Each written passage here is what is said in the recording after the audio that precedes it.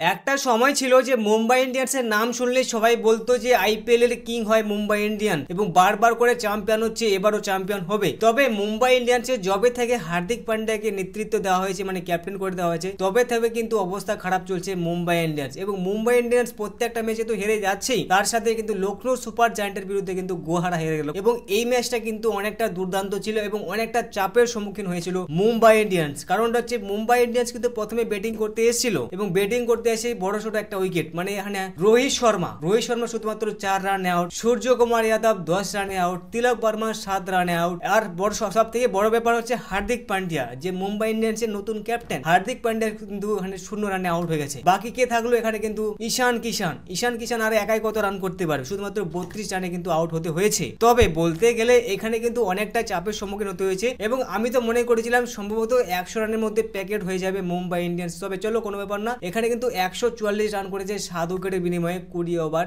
শেষে। এবং সব থেকে ইন্টারেস্টিং ব্যাপার হচ্ছে এখানে যে রান রেটটা এত কম রানের টার্গেট দিয়ে কোনো ম্যাচ জিততে পারা জেতা সম্ভব নয়। কারণটা হচ্ছে এত কম রানের টার্গেট যে কোনো টিমই করতে পারবে। এবং এখানে কিন্তু লখনৌ সুপার জায়ান্ট যখন ব্যাটিং করতে আসলো, লখনৌ সুপার জায়ান্ট কিন্তু খুব সহজে এই ম্যাচটা কিন্তু তাদের হাতের নাগালে নিয়ে আসলো এবং এই ম্যাচটা কিন্তু জিতে দিল। তার আগে বলে লখনৌ সুপার জায়ান্টেরও কিন্তু উইকেট গেছে, কেএল রাহুল কিন্তু এখানে 28 রান করেছে। সব থেকে বড় ব্যাপার যে ম্যান অফ দ্য ম্যাচ হচ্ছে মার্কাস স্টোয়নিস, কিন্তু এখানে কিন্তু 62 রান করেছে, 45 বলে অসাধারণ খেলেছে এবং এখানে কিন্তু 19 ওভার 2 বলে কিন্তু 145 রান করে 6 উইকেটের বিনিময়ে এবং দুর্দান্ত পারফরমেন্স করে কিন্তু এই ম্যাচটা কিন্তু লখনৌ সুপার জায়ান্টের নিজের হোম গ্রাউন্ডে কিন্তু এই ম্যাচটা জিতে যায়। তবে দেখার বিষয় আছে লখনৌ সুপার জায়ান্টের পজিশন এখন কিন্তু 3 নম্বর দেখতে পাওয়া যাচ্ছে সিএসকে এর উপরে। তবে দেখার বিষয় আছে মুম্বাই ইন্ডিয়ান্স এর পরের ম্যাচগুলো কতটা ভালো পারফরমেন্স করতে পারছে।